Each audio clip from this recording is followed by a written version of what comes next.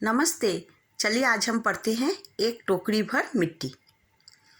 लालच में पड़कर मनुष्य भूल जाता है कि जिस चीज़ पर उसका अधिकार नहीं है उसे पाकर भी उसका बोझ उठाया नहीं जा सकता।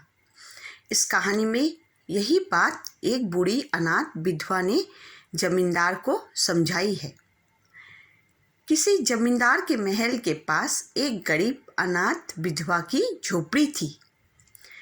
जमींदार साहब को अपने महल का हाथा उस झोपड़ी तक बढ़ाने की इच्छा हुई।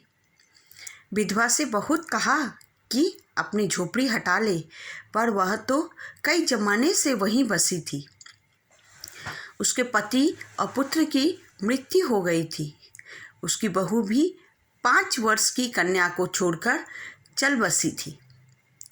अब यही पोती उस बुढ़िया की एकमात्र आधार थी।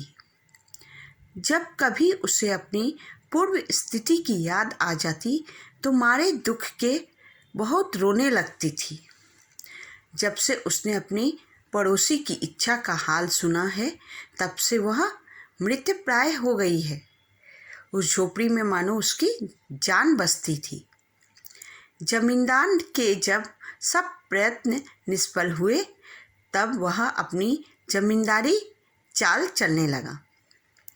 बाल की खाल निकालने वाले वकीलों को हथेली गरम कर उन्होंने अदालत में झोपड़ी पर अपना कब्जा कर लिया और विधवा को वहाँ से निकाल दिया।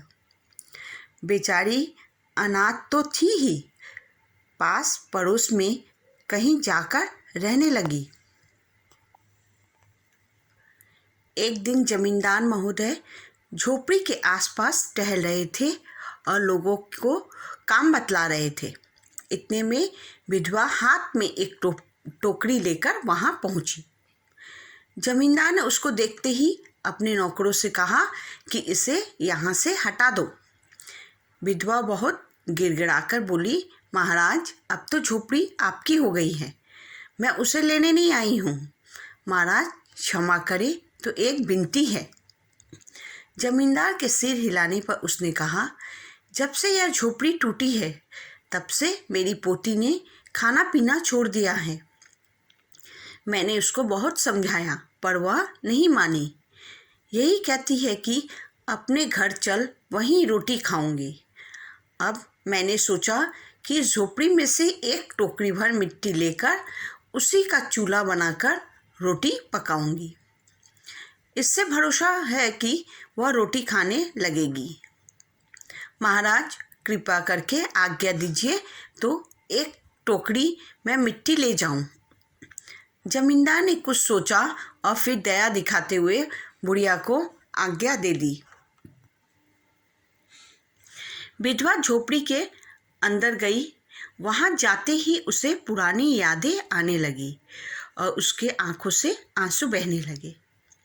अपने आंतरिक दुख को किसी तरह संभाल कर उसने एक टोकरी मिट्टी भर ली और उठाकर बाहर ले आई। हाथ जोड़कर श्रीमान से प्रार्थना करने लगी, महाराज कृपा करके इस टोकरी को जरा हाथ लगाइए, जिससे मैं इसे अपने सिर पर धर लूं। जमींदार साहब पहले तो बहुत नाराज हुए, पर जब वह बार बार हाथ जोड़ने लगी और पैर पर गिरने लगी तो उनके मन में कुछ दया आ गई।